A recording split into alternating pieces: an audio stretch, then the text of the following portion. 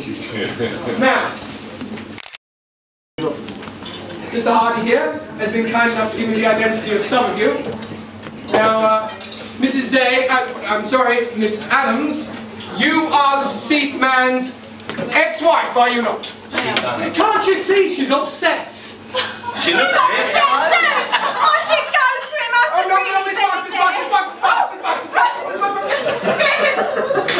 Sit down. No one is to leave here until I say so. Now, I need to question Miss Adams here, if you will allow me. It's just so easy, we're all upset. There is no easy way to go in a murder inquiry, Mr. Hardy.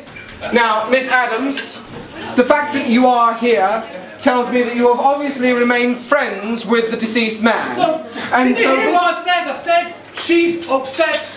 But of course she's still friends with him. Why shouldn't she be? Well, when marriages end acrimoniously, ill feelings often linger, and I see no reason why... Just a minute, you! No, just a minute, you! Oh. You see, I have got the power of light at my command. Hi, Sergeant, if I could have the first report, please. Thank you very much. Right, I have the report here from a certain Dr. Jenkins, who was Mr. Day's GP. Now, it stipulates recent allergy tests undertaken by Mr. Day, and it details his allergic reaction to nuts, particularly the Brazil nut type. Now, this report was accompanied by an EpiPen, which I believe was this thing. Now, this is effectively a syringe device preloaded with adrenaline, or in this case, epinephrine. Now, this is very important. For goodness sake, look, adrenaline pumps the heart harder and opens up the air tubes in the lungs. Thank you, Mr. Hardy. It's an emergency thing for people like Trevor for when their throats are clogged up, okay? You seem surprisingly knowledgeable about this. Yeah? Well, I'm a chef, I'm also a nutritionist. I'm good at what I do. I've studied physiology and anatomy. I know that adrenaline is the fight or flight drug. Yeah, personally, I prefer to fight. I would imagine that you do, Mr. Hardy. But Trevor didn't fight hard enough, did he? No, because he used the EpiPen. It didn't work. Thank you, Mr. Hardy. Now this, I understand, is due to the extreme effect of the Brazil nut type on Mr. Day's metabolism. But the report and the EpiPen were delivered to Mr. Day's old address, which is, I believe, your current address, Miss Adams. Where you currently live with Mr. Malcolm Stafford here. That is correct, I believe. No. No? You've split up, have you? That sounds recent. Now!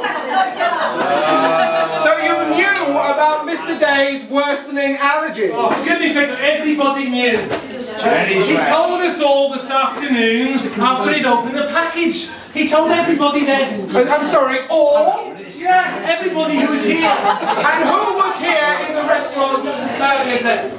Well, I was here, Trevor was here. Yes, thank you. And who else? Well, there was Ruby and Malcolm, Paul, Sally, and Richard.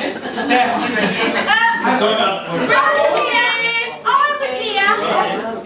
Oh yeah, she was in as well. Yeah. And why did you forget to mention the Sparks here? I must have forgotten. Charlie! Alright, so you were all present, and so you should all know this.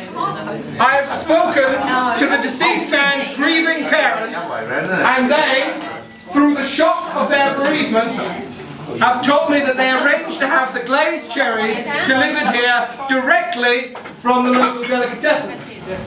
Now, I have no reason, the parents, now I have no reason to doubt this information, although it will be verified. If this was the case, it means that the cherries were doused in what is effectively poison on these very premises.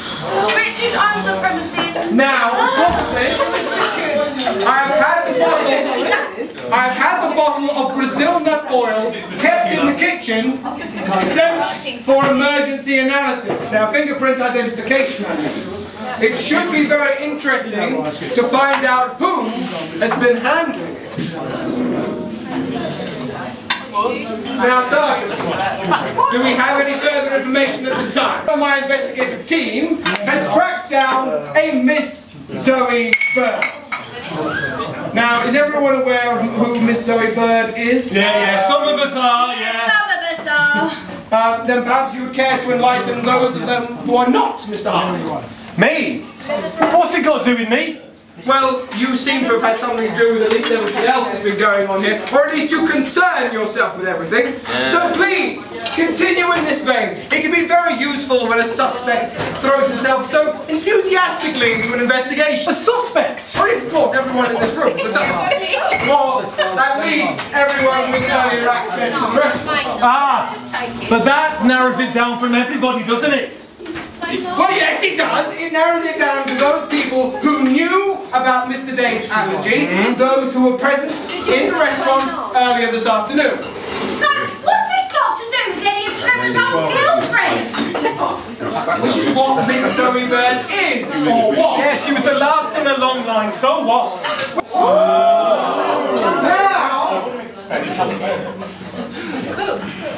Now, why did you know that? Did you know about our records?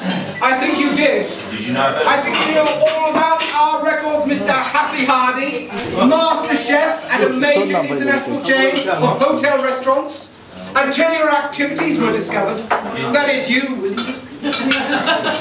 And now your activities will be brought out into the open by the murder of your employer. Again!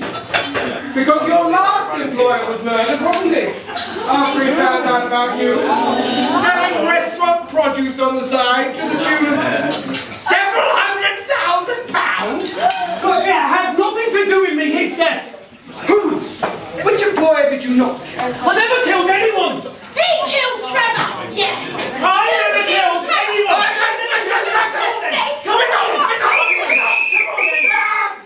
He has, I think, retained too much power over you. He has taken your help, your kindness, your love, and your money. He has used and abused your kindness and taken advantage of your loving nature. Hey, hang on a minute, but how? I mean, she never touched the bottle. The fingerprints weren't on it. Gloves? That's a bit conspicuous, isn't it? last time I Too conspicuous, quite right. The bottle of oil in the kitchen has not been touched. The smoke film from last night's fire has remained entirely undisturbed.